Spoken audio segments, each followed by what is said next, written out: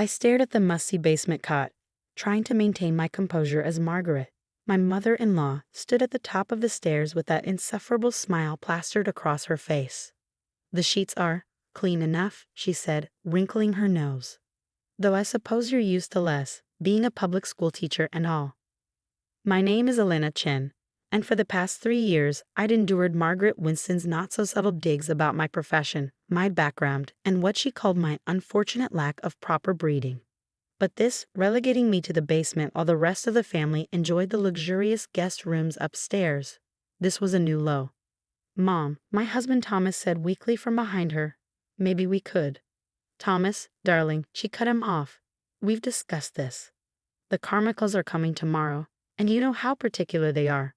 We can't have them knowing that their potential business partner's son married a—" "Well," she gestured vaguely in my direction. I bit back a laugh. If only she knew.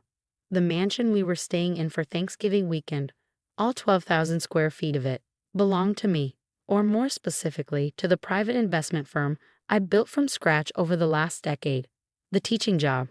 That was my passion project, something I did because I loved it, not because I needed it. But Margaret didn't know that. Neither did Thomas. When I met Thomas 3 years ago, I was already worth north of $50 million. But I kept that quiet. I'd seen too many relationships destroyed by money, watched too many people change when they realized what I had. So I lived simply, drove a modest car, and let everyone assume the obvious about a 29-year-old high school math teacher.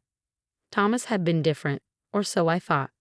He defended me against his family's elitism, insisted that money didn't matter, at least until recently. "The bathroom's down the hall," Margaret continued, pointing to a door that looked like it hadn't been opened since the Reagan administration. "Do try not to wander upstairs during the night. The floors creak something awful, and we wouldn't want to disturb anyone important." I nodded politely, setting my overnight bag on the cot. "Thank you for your hospitality, Margaret." She preened at my submission, probably mistaking it for the desperation of a social climber trying to fit in. Thomas shuffled his feet, looking everywhere but at me. "Well then," Margaret said, already turning to leave. "Thomas, darling, come help me with the seating arrangements for tomorrow.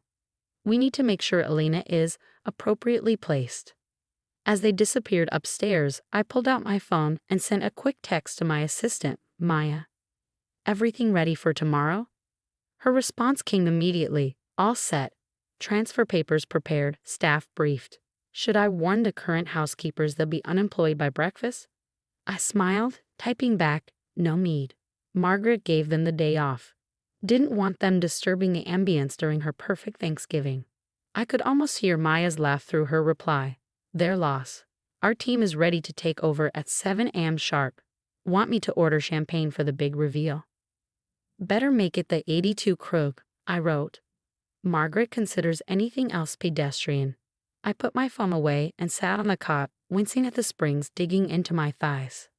Upstairs, I could hear Margaret's voice carrying through the vents, orchestrating her perfect Thanksgiving dinner, completely unaware that she was about to lose her perfect holiday mansion. The property had come up for sale 3 months ago. The Winston family had been renting it for their social gatherings for years, using it to impress potential business partners and maintain their illusion of old money success. But the truth was, they were hemorrhaging cash. Thomas's father's company was on the verge of collapse, and this mansion was far beyond their means. So when my investment firm had the opportunity to buy it, I couldn't resist. I kept my name off the paperwork, using one of my shell companies instead. Let them have one last holiday here, I thought. One last chance to show their true colors. A floorboard creaked above me, followed by Thomas's voice. "Mom, maybe we should at least bring her dinner." "Don't be ridiculous," Margaret snapped. "She can eat in the kitchen with the help tomorrow." "Really, Thomas, I don't know what's gotten into you lately. First that embarrassing teaching job of hers, and now you're suggesting we treat her like an equal." "I just think." "No, you don't think. That's always been your problem. Thank goodness you have me to manage these things. Now, about the Carmichaels. They're our last chance to save the company, and I won't have your little experiment in charitable dating ruin this for us." I listened as their voices faded, feeling a familiar ache in my chest. I'd really thought Thomas was different. Even after learning about his family's financial troubles, I considered helping them. But the past few months had shown me who he really was, a man too weak to stand up to his mother, too concerned with appearances to defend his own wife. Well, tomorrow would change everything. I pulled out my laptop, checking the final details for the morning. The new staff would arrive at 7 a.m. sharp, bearing their uniforms with my company's logo. The property transfer papers would be delivered during breakfast, right when Margaret was usually at her most imperious, and the movers I'd hired would show up at 9 a.m., ready to clear out the Winston family's belongings. Was it petty? Perhaps. But after 3 years of condescension, after watching Thomas slowly transform from the man I loved into a pale imitation of his mother's values, I was done playing nice. A text from Maya lit up my phone. "Car's ready for tomorrow. Driver will be there at 6:30 a.m. to take you to get changed. Sure you don't want to sleep somewhere else tonight?" I looked around the basement at the water stains on the ceiling and the mysterious stains on the carpet. "No," I typed back. "I want to remember every detail of this. It'll make tomorrow that much sweeter." As I settled onto the lumpy cot, I could hear Margaret's voice drifting down again, planning tomorrow's festivities in excruciating detail. She had no idea that her perfect Thanksgiving was about to become anything but. I smiled in the darkness, setting my alarm for 6 a.m. In just a few hours, everyone in this house would learn exactly who Elena Chen really was. The basement was silent except for the gentle hum of my alarm at 6 a.m. I woke instantly, years of early morning meetings having trained my body to snap to attention. Upstairs, the house was still quiet. The Winstons weren't early risers, especially not Margaret, who considered anything before 9 a.m. uncivilized. Perfect. I changed quickly into the clothes I'd carefully hidden at the bottom of my overnight bag, a tailored Channel suit in charcoal gray, Louboutin heels, and my grandmother's jade pendant. The transformation from humble teacher to CEO was subtle but unmistakable. The town car was waiting at the end of the long driveway when I slipped out, Maya standing by the door with a coffee in hand. "You look like hell," she said, handing me the cup. "Was the basement that bad?" "Worse," I replied, sliding into the back seat. "But it'll be worth it. Everyone here?" She nodded, checking her tablet. "Security team's in position.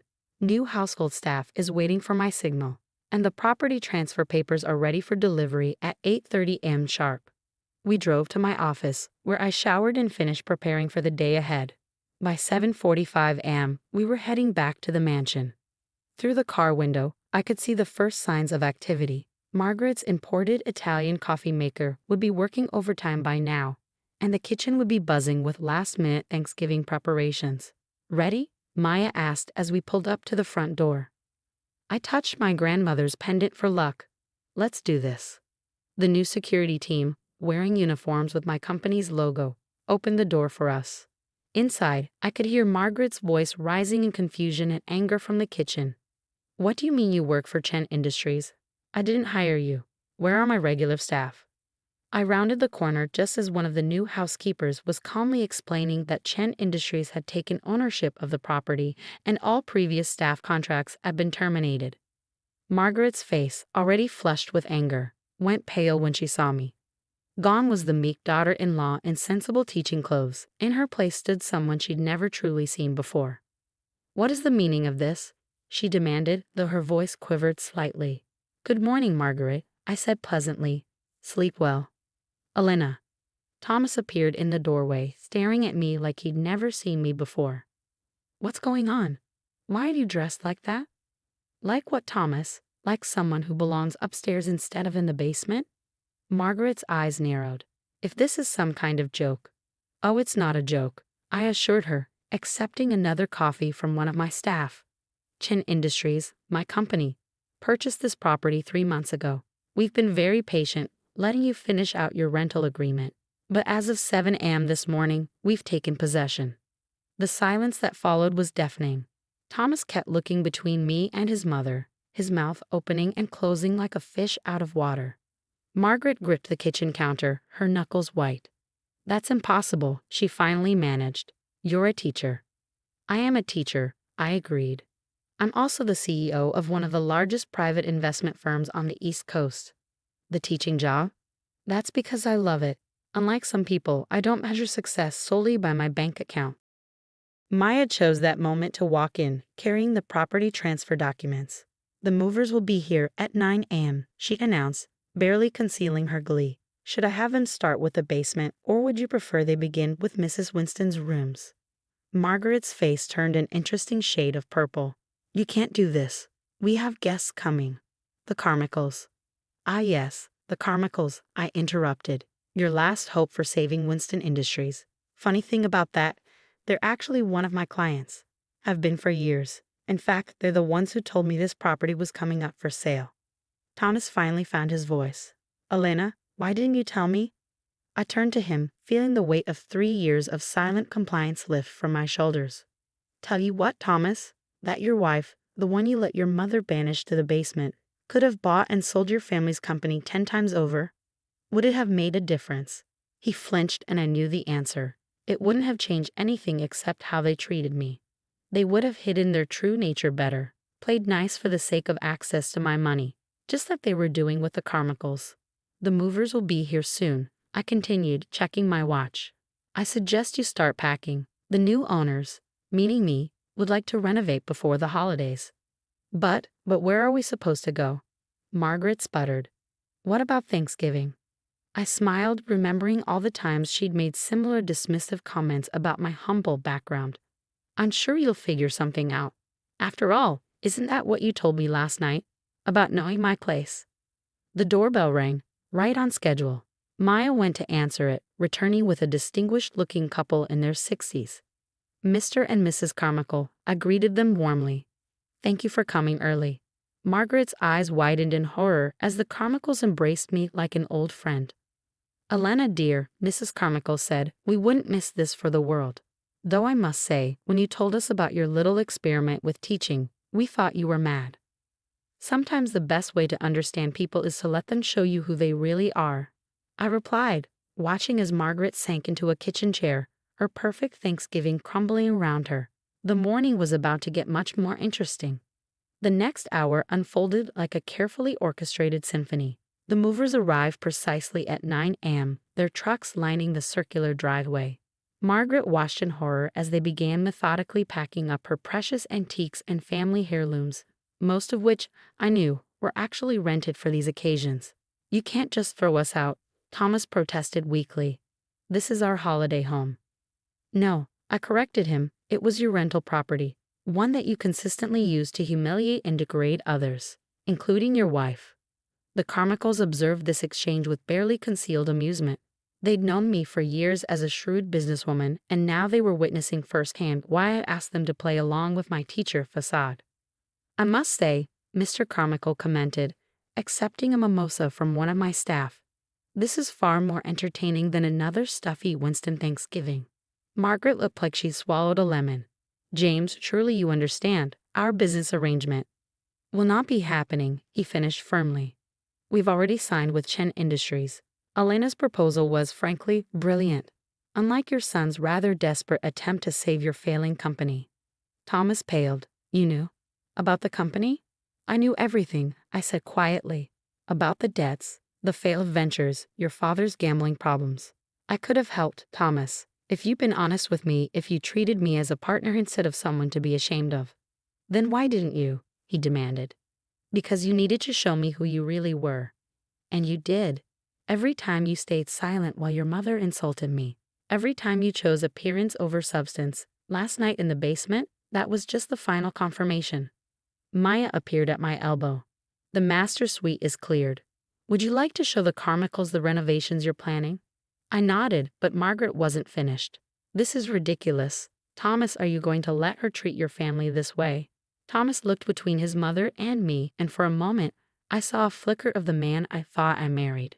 But then it vanished, replaced by the same weak-willed compliance I'd grown to despise. You're right, Mother, he said. Elena, you need to stop this, whatever point you're trying to make. I held up my hand. The only point I'm making is that actions have consequences. You chose your mother's approval over your wife's dignity. Now you can have it permanently. I pulled an envelope from my bag and handed it to him. Divorce papers. My lawyer drew them up last week. Don't worry, I'm not asking for anything. You can keep whatever's left of your family's reputation.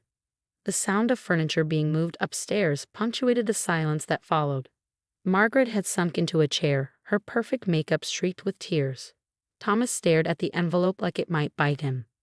"You could have told me," he whispered. "Would it have changed anything?" I asked. "Would you have stood up to her? Defended me? Or would you have just hidden your contempt better? Played nice to access my money?" His silence was answer enough. Mrs. Carmichael touched my arm gently. "Shall we look at those renovation plans, dear? I have some wonderful ideas for the solarium." As we climbed the stairs, the same stairs Margaret had forbidden me to use last night, I heard Thomas's defeated voice. "Where are we supposed to go?" I paused, looking back at the family that had nearly broken my spirit. "I hear the basement's available." The renovations took 3 months. I kept the mansion's historic charm, but modernized the spaces that needed it. The basement was converted into a state-of-the-art classroom where I now teach weekend mathematics programs for underprivileged students. The same students Margaret would have sneered at now fill these halls with laughter and learning. Thomas signed the divorce papers without contest. Last I heard, he and Margaret had moved in with a distant cousin in Connecticut. Winston Industries filed for bankruptcy shortly after the Carmichaels publicly announced their partnership with Chen Industries. Sometimes, during quiet moments in this house, I think about that night in the basement, about the woman who silently accepted their judgment, who let them believe she was less than she was. She's gone now, replaced by someone who never again has to pretend to be small for others' comfort. Maya says I should have exposed them sooner, but I disagree. Some lessons are worth waiting for. Some revelations need the perfect timing. And some basements make excellent classrooms, once you clear out the cobwebs and let in the light.